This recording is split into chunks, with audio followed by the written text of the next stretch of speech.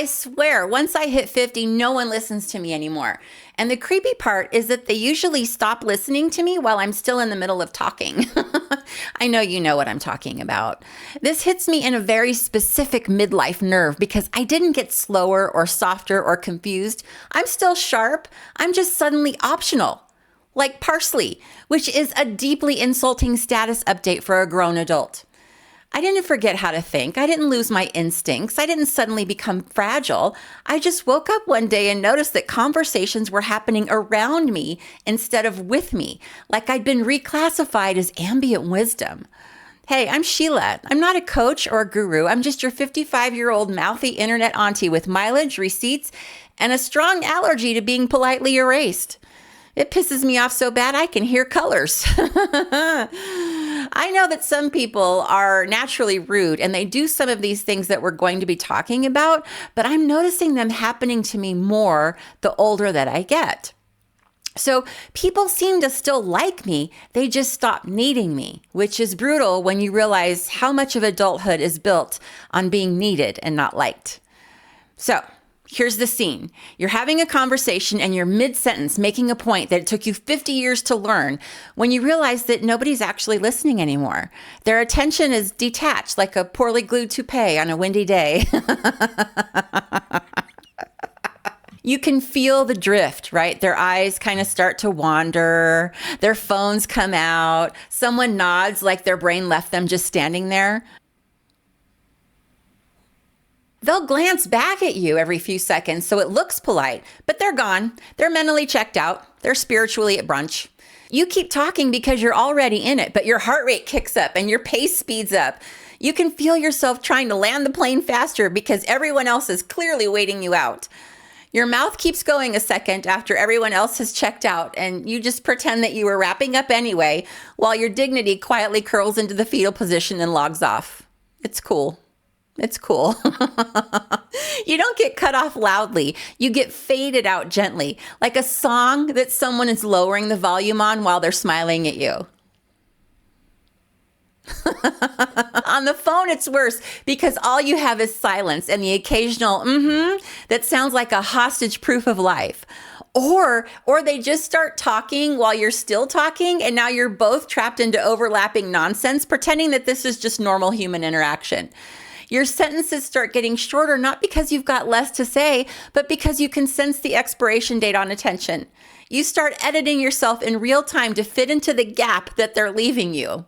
And then comes my personal pet peeve.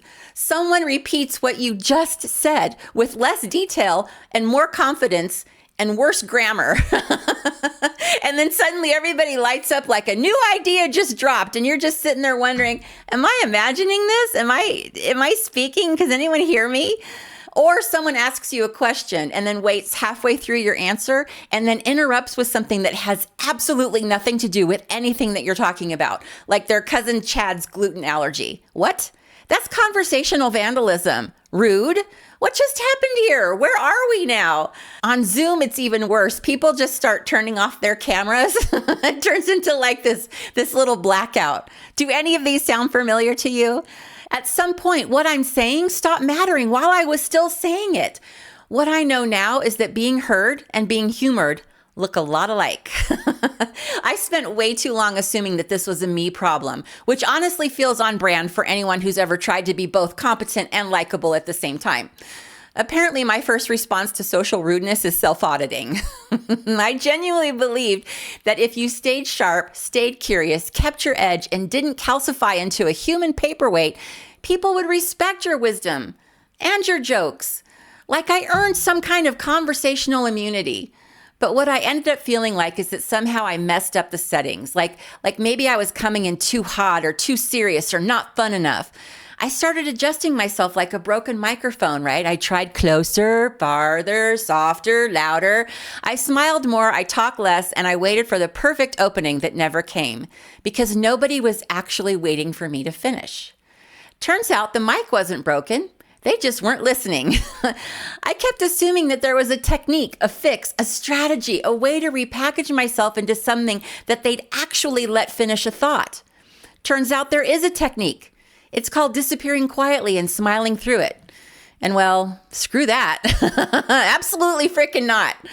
Once you get to a certain age, people start assuming that they know how your sentence ends before you finish it. They think it's going to be a story or a warning or context or something that starts with last time this happened, and they decide that they're not in the mood for that today. So they stop listening. Not because you're wrong, not because you're boring, because they think they already know what you're going to say. This isn't about respect or disrespect. You're just being predictively muted. And when someone walks up and just talks right over you like you don't exist, well, that's not an accident either. That's because we quietly agreed that whoever talks the loudest or the newest gets the floor. There's research on this, and frankly, I think it's really rude. It says that people place novelty over expertise in group settings, especially informal ones. A newer voice feels like movement, right? Movement feels like progress. Manners don't win anymore. Momentum does. The person who interrupts and doesn't get corrected just learned that they're allowed to do that. So yeah, it becomes okay to interrupt you. It becomes okay to ignore you mid-sentence. It becomes okay to act like you weren't actively talking 2 seconds ago. Once your older politeness flips, people are polite about you, not to you. They'll say nice things, they'll use respectful words, and then they'll fully ignore you while you're still talking like that's just a normal thing to do. It's not that you stop making sense, okay? When I finally looked it up, the answer was bleak, but familiar. Aging makes people uncomfortable. It reminds them of time, loss, and where this whole thing is headed, so their brains quietly disengage instead of dealing with it. Congratulations, you are experiencing conversational ageism. So, if you've been standing there mid-sentence, suddenly aware that the room has moved on without you, you didn't miss a step and you didn't lose your edge. They didn't stop listening because you stopped making sense. They stopped listening because what you make sense of interrupts the fantasy that everyone else is trying to enjoy. That does not make you irrelevant. That just makes you inconvenient. You don't fight this by talking louder or faster. That just turns you into noise competing with noise. You fight it by refusing to disappear. When someone talks over you, don't flinch. Don't apologize for existing mid-sentence. You don't smile to make it easier for them to erase you. You finish your damn sentence in the same volume and the same pace in which you were speaking. You're not being aggressive, you're being assertive, and there's a big difference. Let them feel weird about it. Most interruptions only work because we've been trained to shut up politely.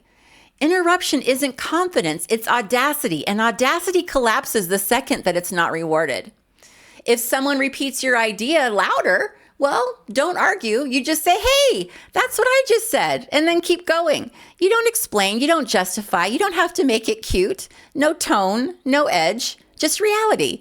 Don't rush your thoughts to make other people comfortable. You don't edit yourself down to headlines. Don't perform likability to earn basic listening. You make people adjust to you again. This was never about your clarity. It was never about your relevance. It was about people choosing novelty over presence and hoping that you would notice. You are allowed to finish your thoughts, even if the room no longer deserves to hear them. If this thing where people talk past you hit a nerve, there's this part that matters even more than it looks. It's not about respect or age or conversations. It's about what happens when you keep pushing yourself to perform like nothing's changed, long after something very real already has. Because the moment that you start getting ignored is usually the same moment that your margin is gone and you're still pretending that you can carry it. And if you don't catch that early, you don't just lose your voice in rooms, you lose your recovery, your tolerance, and eventually your sense of what's actually wrong. That's where this goes next.